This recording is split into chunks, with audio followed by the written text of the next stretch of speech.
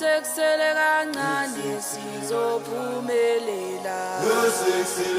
Yo yo yo. Seksele kancane. Seksele kancane sizophumelela. Yo yo yo. Seksele kancane. Seksele kancane sizophumelela.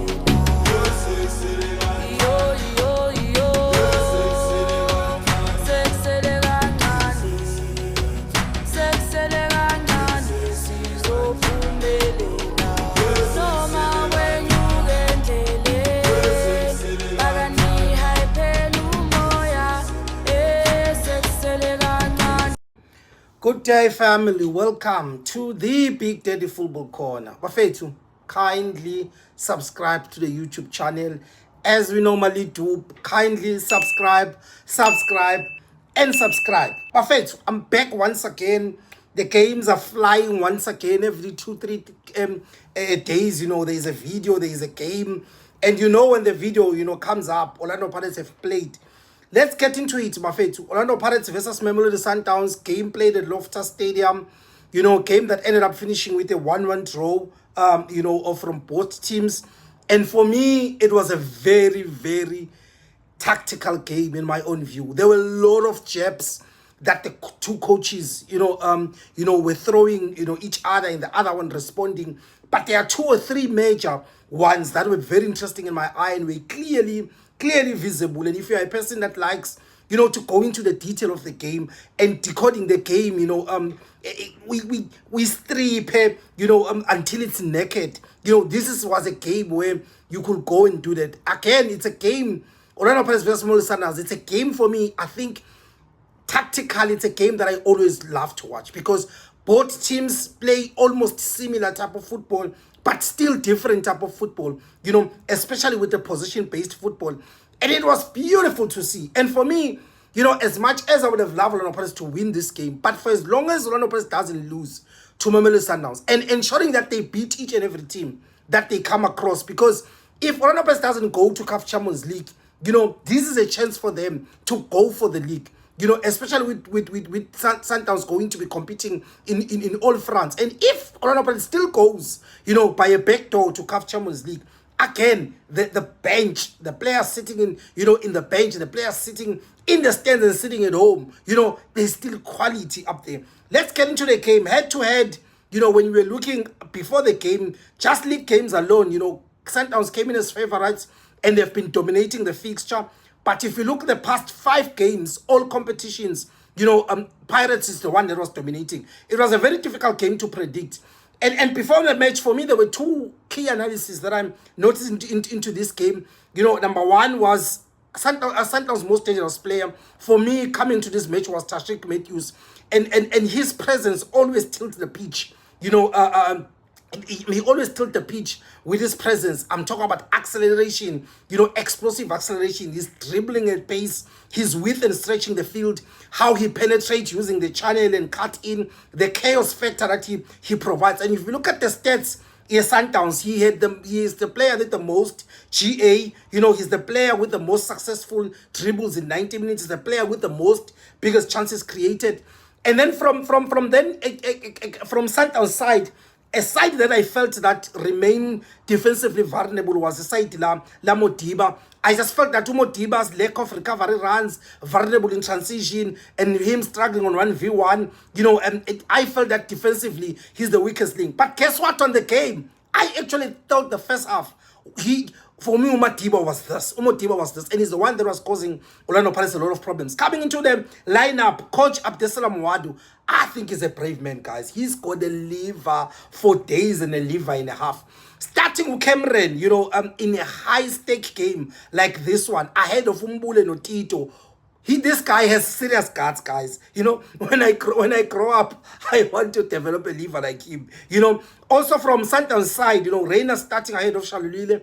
I think also the fact that he's bullish, he's also, when you cross the balls, he's the best side of the ball. And we all know the vulnerability of Orlando Pirates on set pieces. First half, I noticed, that Orlando Pirates' game plan in this was that they want to ensure that, the central corridor, they lock it. They don't want Sundowns playing through the middle. And what they then did in this particular instance, coming into in this particular game, was they then formed what we call the box-shaped midfield.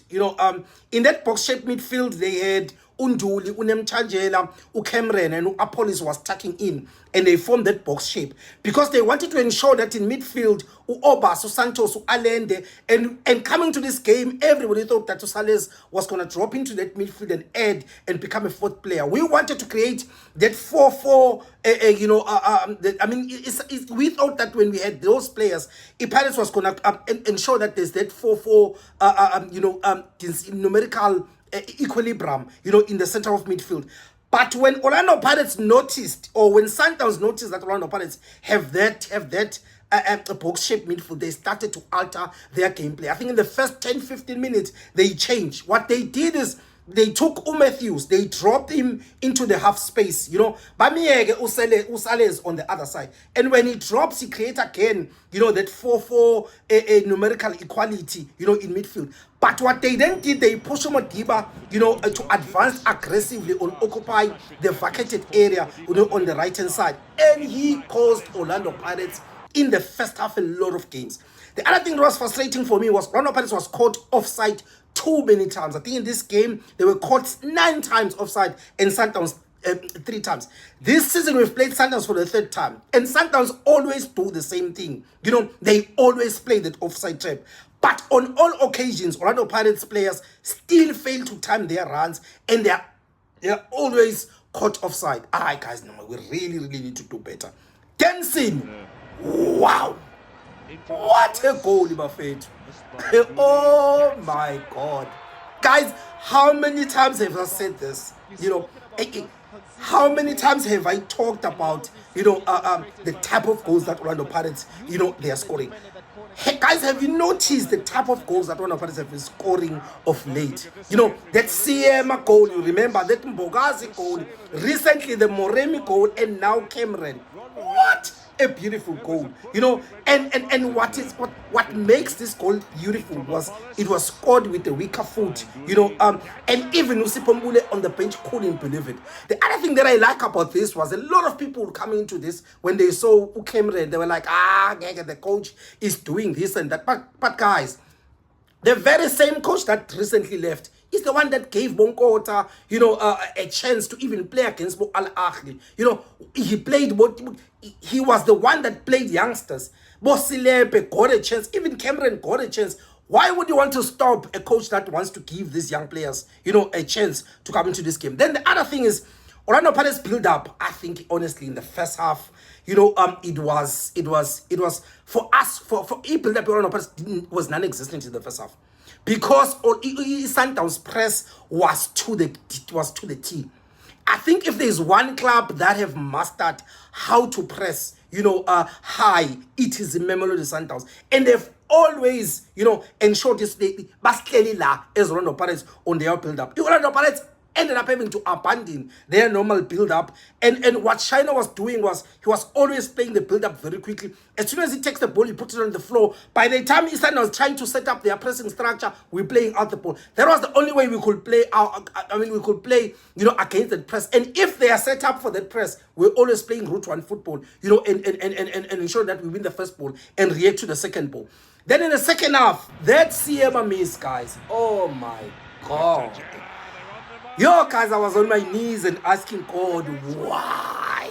Because this was, an opportunity for us, to actually win that particular game. But on the other hand, Usiema, guys, his ball carrying ability and how he aggressively, attack the space, is insane. It is second to none. You can blame him all you want, but he literally created the chance by himself. Put another player in the same, the position he probably wouldn't have created the same chance. Yes, he should have passed the ball to Miremi. But as a centre back, you hardly find yourself in this kind of situation. It's not a familiar situation that you actually find yourself in a normal game. And I don't think he even saw Moremi running on the other side. He was so focused on looking at the goalkeeper and looking where he can place the ball.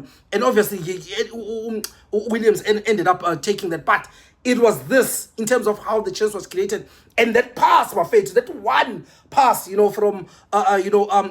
from John Wick, it was beautiful to see.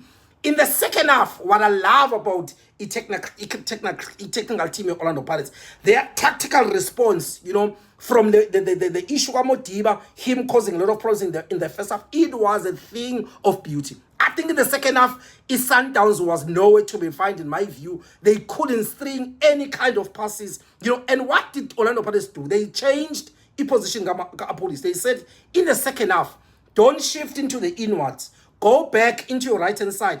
But your role, manager, is changing in the second half. Now we are asking you to play closer to Modiba. Always ensure that when the ball is switched to his side, you are first on the ball. And Sundowns couldn't play, guys. Even their own build-up in the second half, it was halted. It was immaculate to see. The shape that Orlando Pirates had in the second half and how they controlled the spaces and how they ensured. I liked how we pressed and we gave Williams time, but when the center backs, we didn't mind that much. We were pressing with one player. There was pressing, but we did not want them to play into the mix. I think we managed Sundowns in the second half brilliantly. So I think Sundowns were frustrated in the second half. They looked very uncomfortable, and comparing with their performance in the first half, the second half performance just went on the down because of the tactical structure that Orlando Pirates came. The last thing, Sihlenduli. Guys, no, I don't know what to say anymore. I mean, in this particular game, how he was always first to the ball and how he fought. There was one time where he pulled him shy and anyone could have fallen on the floor. He stood up and then he went again and blocked another shot from Shalulile. And for me, Nduli was my man of the match. But it's a beautiful performance in my own view. And for me, he remains the cog of the Orlando Pirates midfield. In closing, the goal is Sundowns. Man. Let's give props, though, to Mamelodi Sundowns. Because for me, they are one of those clubs that have mastered the art of pressing, the opposition high up the field. Even though I thought that was a foul that was made on Cupido, on Umoremi. But nevertheless, the press of wanting to win the ball higher up in seconds after losing it, and they went on and scored the goal. I'll give the props up, but that goal, shouldn't have been considered in my own view. Yeah, but it's what it is. If there's anything that I've missed, Buffett, get in my comments. Let's talk about it. Go on my Twitter, go on my Facebook, go on my TikTok. Let's talk about it, Buffett. So, dank